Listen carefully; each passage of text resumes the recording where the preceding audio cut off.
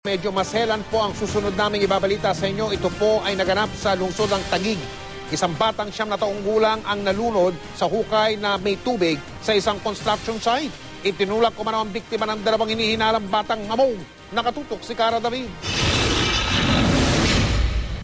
Bibot malambing kung ilarawan ni Aling Eufemia ang bunsong si Noynoy. Pero naglaho ang mga munting halakhak ng bata nang itulak ito ng mga pinaghihinalaang batang hamog na tinatayang edad 11 at 17 sa isang malalim na hukay.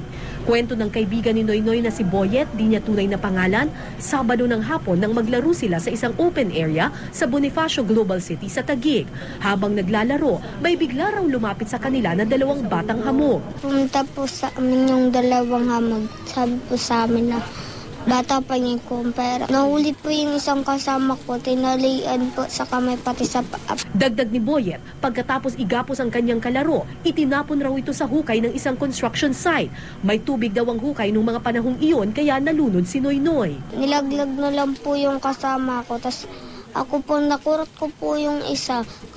Tas nilaglag na lang rin ako sa tubig. Kinabukasan na natagpuan ang bangkay ng 9 na taong gulang na bata. Puro putik.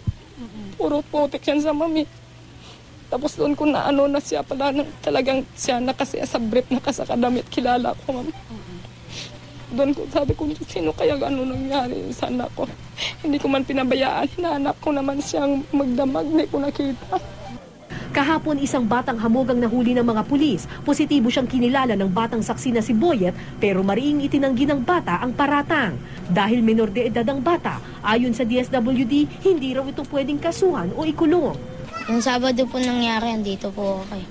Kami magkakapatid eh. Hindi na po akong lalayo eh. Bakit ikaw yung pinagbibintangan? Ayun nga po yung inaano namin eh. Pinaghahanap pa ng pulis hanggang ngayon ang isa pang suspect. Tiniyak nilang lalo pang paghihigpitin ang kampanya laban sa mga batang hamog. Meron nga tayong programa sa kapulisan with the barangay na talagang tinataboy yan.